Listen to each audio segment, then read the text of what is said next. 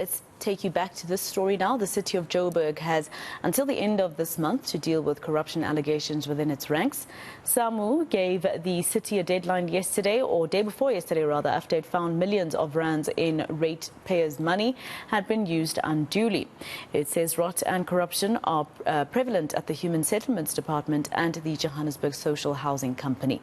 Let's get reaction now from the company itself. We're joined by its COO Themba Mathibe. Thank you very much for your time, Mr. Mathibe. Very huge allegations made against the Johannesburg Social Housing Company by SAMWU.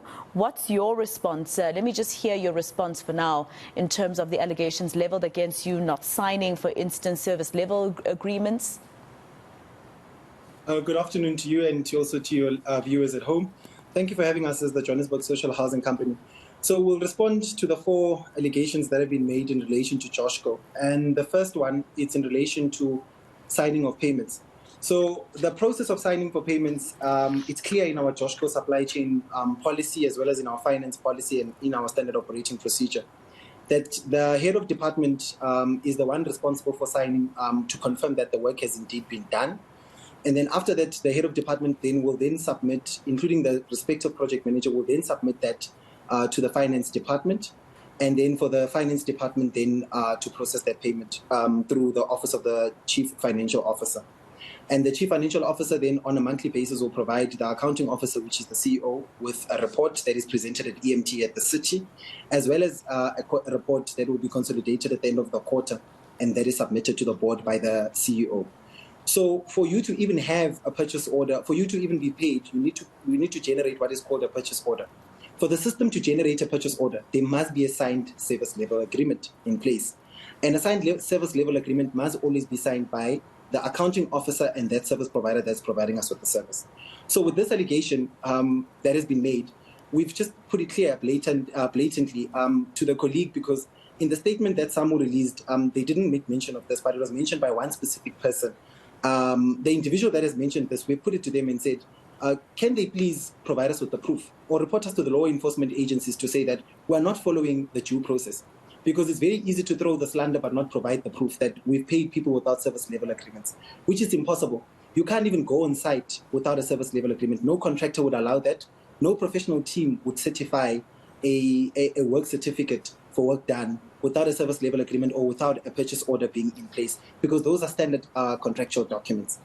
The second allegation that is being made by the said individual who was here on TV is also that we have reinstated the 2 suspended officials that are corrupt. The 2 officials were not reinstated by myself and the CFO, or the office of the COO and the CFO. The 2 officials were placed on precautionary suspension because there were corruption allegations against them. The investigation was conducted, and the disciplinary process and the investigation was being ran by the department, which is called Corporate Services within the organization. When then that process was done, the investigation recommended that the 2 individuals the 3 individuals should undergo what is called disciplinary hearing. At the disciplinary hearing, the CEO signed and appointed a presiding officer in terms of clause 11.5 of the JOSHCO Code of Conduct, where we appointed a presiding officer, and the presiding officer was delegated full authority of, 1, coming up with a sanction, and which the sanction in this case was that the officials must be demoted, and 2, that there must be a salary cut imposed on these 2 officials, and the third thing was the fact that these officials should return to work by the 1st of March.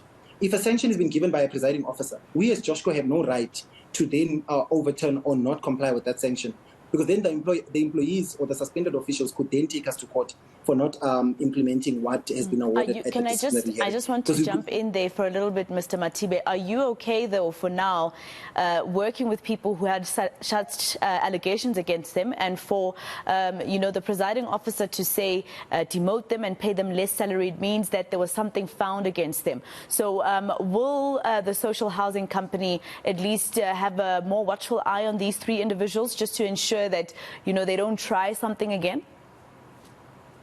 Yes, the Social Housing Company has done that. We made sure that we actually even removed them from the line of work that they were doing previously in terms of their responsibilities, because of the transgression that was committed was in the HR space, and we've made sure that we deal with that from that aspect. But also what has been done in line with policy, and there's evidence that is documented that everything that has been done was in line with policy. So we are putting it to the colleagues from SAMWU that if there is something that was done incorrectly, they must go to the law enforcement agencies and lay the charge. It cannot be that they would come to the media and such things are being said, but without providing proof or factual background of what actually transpired. Because we have documentation. And as this, a company, will you be trying to file anything against SAMWU in terms of a lawsuit just to get to the bottom of this and clear your name maybe? Because in essence, you're saying that they are, lying to the public about the company. Yes, in our instance, in our personal capacities, we are consulting with our lawyers. I have consulted specifically, I'll speak for myself as the Chief Operations Officer in my personal capacity, with my lawyers because of some of the issues that I've been accused of are matters that are not in my domain or jurisdiction. For example, I was accused that the companies that were declared, the contracts, there were about 3 contracts that AG declared irregular. But for the audit finding that we got as Joshco, I had not even joined Joshco when those contracts were being appointed. I was not even a member of the BAC. So how is it possible that it's my fault that I've allowed for contracts that are irregular to remain? So I am consulting with my legal team, and my legal team will then advise me by later today or latest Monday, and then on the way forward and action that I'll be taking, because I must clear my name. Because of right now, what is happening is that basically someone just runs their mouth and says things about individuals and forgetting that we are also professionals in our own right. And then why would I want to put the state's money into jeopardy? And by making sure that I would why would I make appointments that are irregular when I'm supposed to be the one that is driving a correct process? When we joined Joshco, we found that there was a lot of irregularities. We instituted investigations. When we joined Joshco as the new executive team, the performance was at 16%. Today, the performance is at 70%. The rental collection has gone up. It was sitting at 41%. Now, today, it's sitting at 60%. There was no systems and operations and compliance matters in place. We've gotten those in place, but now there's a pushback. And there's these constant threats that we're receiving, where every time when we're unraveling and we're following due process and policy and disciplining people, then there'll be allegations that we've done things that are corrupt. If not, you will find that former employees are being consulted to ask them, can't you find any dirt on Themba, or can't you find any dirt on the CFO so that we can deal with them? That is what we're dealing with here as well in this case. Right. Okay, well, we'll wait for those court cases to unfold if your legal team, of course, advises you to go that route. Themba Mathibe, the CEO of the Johannesburg Social Housing Company, thank you for your time.